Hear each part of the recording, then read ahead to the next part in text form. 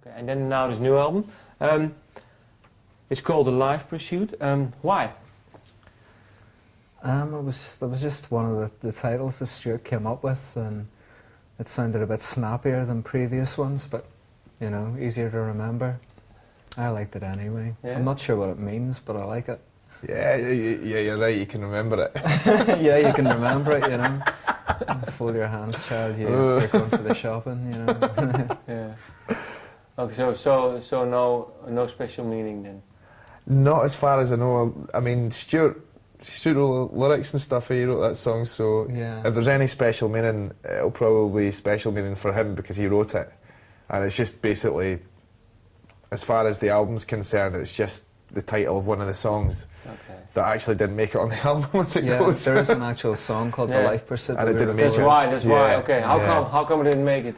Well, I mean, we recorded 18 songs. Yeah. There's quite a lot of songs that we recorded, but you know, you don't always get them all finished. Oh, okay. So it was just one of the ones that just didn't fit in the record in the end, you know.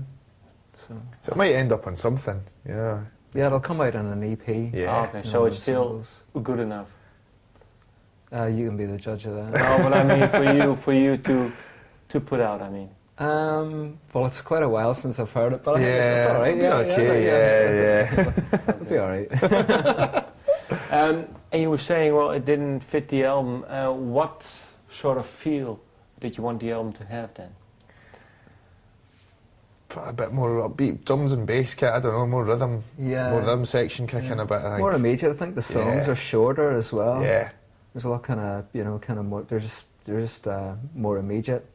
There's something, you know, there's a lot of difference in this album. There's no strings or anything, there's a lot of guitars.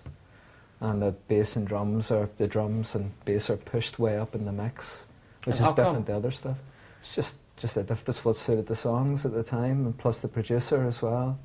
Tony Hoffer, who produced it. That's the way that he recorded it. So, but did you talk about it then? How you wanted the sound to be, or was it something that just happened? We did talk about it a bit. Yeah. Tony came over before we went to record the album in LA. He came to Glasgow, you know, to basically sit and listen to some of the songs, and you know, you've got to really meet somebody before you can work with them. It's just the way it is. And we just sat and talked about different songs we were playing and stuff, and we were going to have on the album, and you know, how we wanted to do them and what our aspirations for them were. So when we get in the studio, we're both aiming at the same direction, and we're not conflicting. And what did he say then when he heard the demos? What did he say? He said he wanted to work with us. Yeah. No, but I mean, what did he actually say about the songs? Well, you should do this, or I want to do that, and what did you think then? You know, he had quite a lot of input, and I mean, it was different than the last record, working with Trevor Horn, because he just recorded what we had, whereas Tony on this record, you know, he would say, I think it's one or two verses too long, or he would help in the structure of the song, you know. I think more so, would you say that's better than the last records? So just to make it more immediate. He said he didn't want to make a coffee table album with us. Yeah, you know, meandering and all that. Yeah, and I think more immediate. The songs that we were coming up with in the studio just seemed to just sit that way, working better, you know. But is it hard if he's saying something like that to you?